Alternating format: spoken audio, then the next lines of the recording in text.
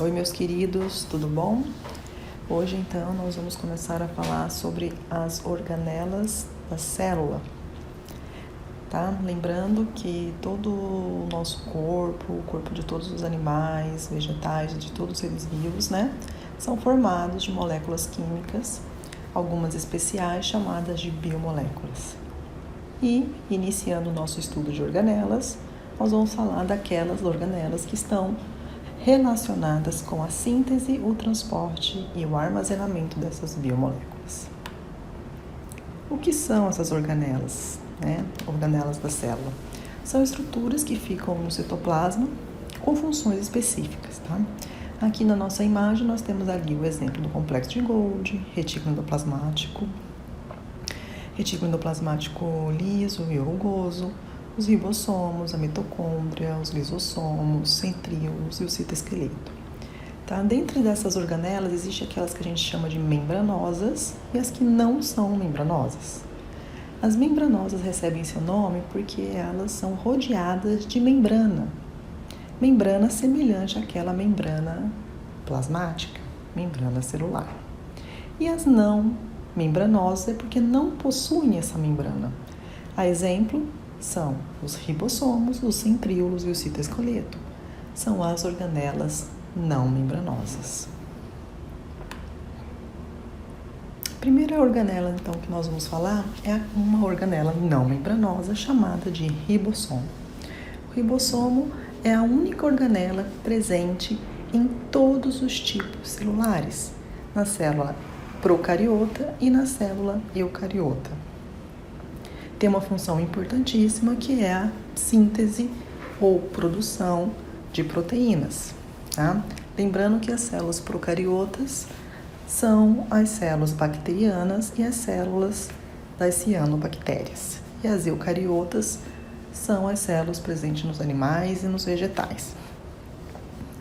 Aqui na nossa imagem nós temos que essas pequenas estruturas arredondadas são os ribossomos.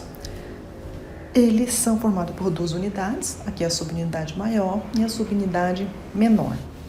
Os ribossomos eles podem estar tanto livres, né, no citoplasma, que são essas estruturas arredondadas coloridas, como essa estrutura no qual a seta está apontando, que é o ribossomo que fica aderido na membrana do retículo endoplasmático rugoso.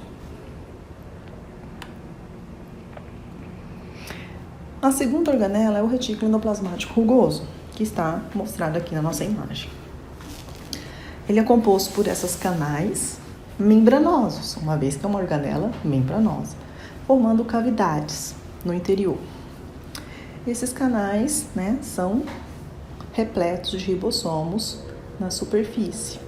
E a função do retículo endoplasmático, devido à presença desses ribossomos, também é a síntese de proteínas, além do transporte dessas proteínas e modificação. O transporte ele é envolvido quando pega uma proteína produzida para dentro do retículo endoplasmático e é levada essas proteínas de um ponto ao outro dentro da célula, através de vesículas. Depois nós temos o retículo endoplasmático liso, que fica ali próximo do retículo endoplasmático rugoso. Esse retículo endoplasmático liso também é uma estrutura membranosa, uma organela membranosa, tá? Formam túbulos e eles não possuem ribossomos aderidos e por isso que é chamado de liso. A principal função do retículo endoplasmático liso é a síntese de lipídios, uma biomolécula, né? E nas células do nosso fígado, esse retículo endoplasmático liso também está envolvido com a desintoxicação, ou seja, neutralização de álcool e outras drogas. O retículo endoplasmático liso e a tolerância ao álcool.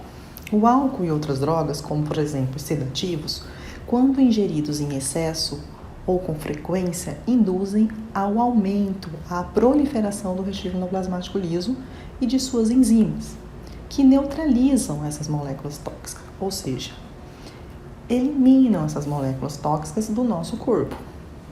Isso faz com que aumente a tolerância do nosso organismo a essa droga, pois, à medida que essas drogas vão sendo eliminadas, será necessário doses cada vez mais altas para ter o efeito do álcool ou de drogas no nosso organismo. Depois do retículo endoplasmático liso, outra organela membranosa é o complexo de Golgi. Tá? Representado aqui na nossa imagem está o complexo de Golgi, que tem 3 funções principais. Tá? A síntese de polissacarídeos, que é um carboidrato, que é uma outra biomolécula. Ele também faz a modificação de proteínas ou de lipídios que são sintetizadas no retículo endoplasmático rugoso e vão para a via de secreção. Depois eu vou falar um pouquinho sobre essa via de secreção. E também transporta ou armazena proteínas e lipídios através de vesículas, que são essas estruturas arredondadas aqui na nossa imagem, ao lado aqui do retículo endoplasmático. Através dessas vesículas, transporta essas proteínas e lipídios até o seu destino final. Tá? Então, aqui nós estamos vendo aqui vesículas que estão sendo recém-formadas, que são as vesículas de secreção. Então, as proteínas que são sintetizadas no retículo endoplasmático vão para o complexo de Golgi dentro dessas vesículas, chegando aqui, vesículas de transição, que elas vêm do retículo endoplasmático rugoso. Para quê? Para serem armazenadas aqui dentro por um tempo, né? Ou serem modificadas e depois novas vesículas são formadas, né, contendo essas proteínas e esses lipídios para até o seu destino final.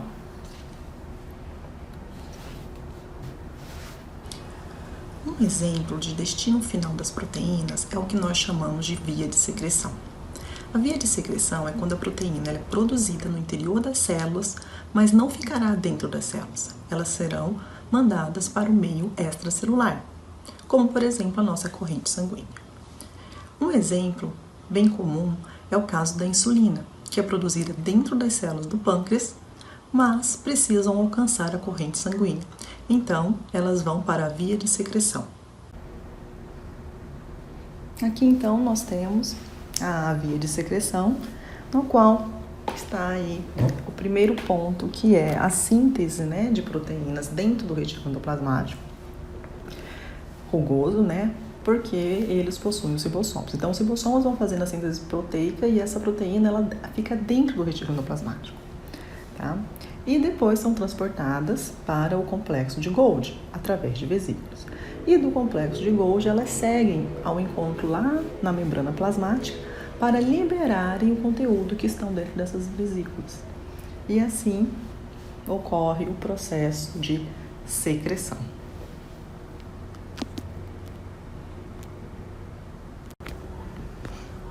Existem também os lisossomos, que são pequenas estruturas arredondadas, também chamadas de vesículas.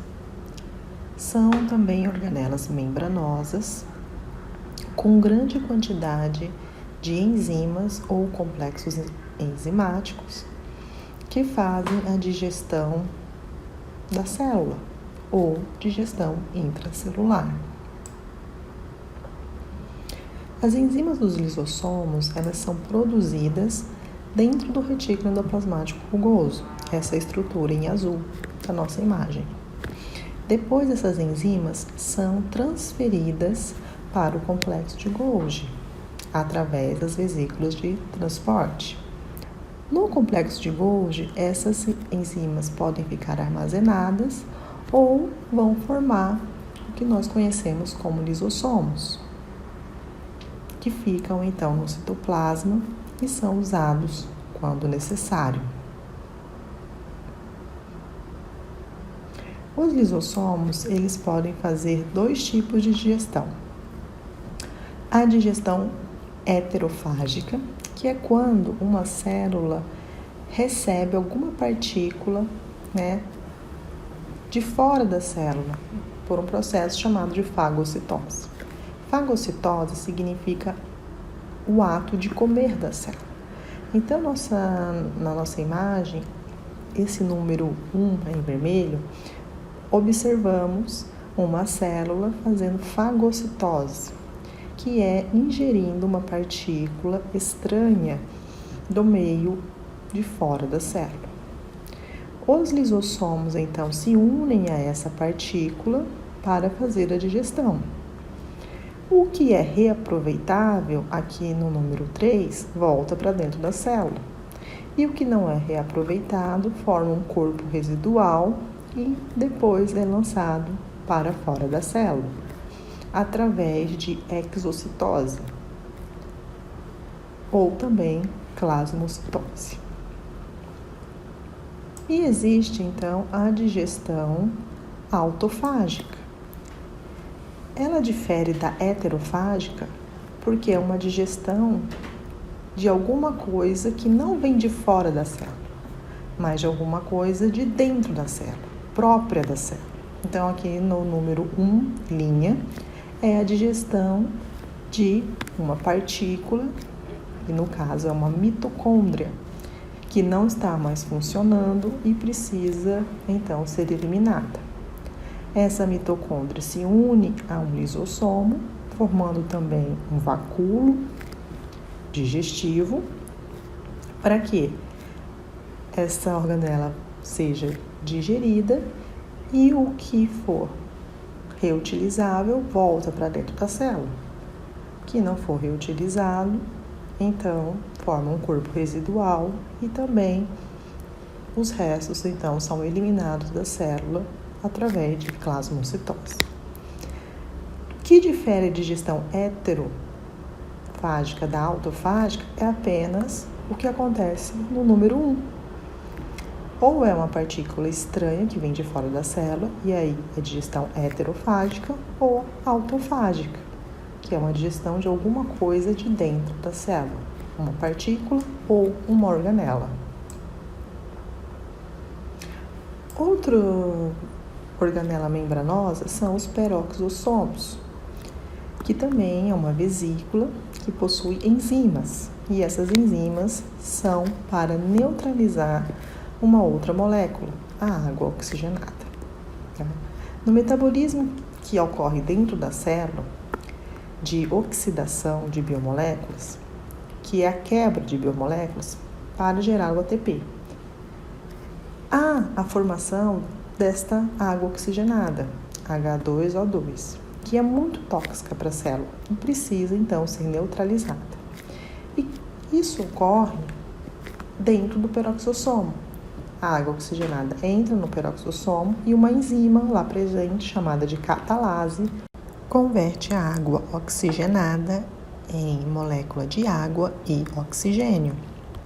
Essa água oxigenada, então, ela não é mais tóxica. E, por fim, nossa última organela membranosa é uma organela exclusiva das células vegetais, que é o vacúolo. O vacúolo é o principal reservatório de água das células vegetais e também armazena alguns carboidratos, aminoácidos e proteínas. Outros componentes também podem existir nesse vacúolo e vai depender do tipo de célula, do órgão vegetal, se é um fruto, uma flor, um caule, e podendo ter também componentes tóxicos que não podem entrar em contato com as organelas da célula vegetal porque as destrói. Então, ficam dentro do vacúolo para serem eliminados. Podem também ter pigmentos que dão as cores azul, vermelho, roxo de algumas células que fazem parte do corpo vegetal. E a célula vegetal não possui os lisossomos. E é no vacúolo que ocorre as funções de digestão dessa célula.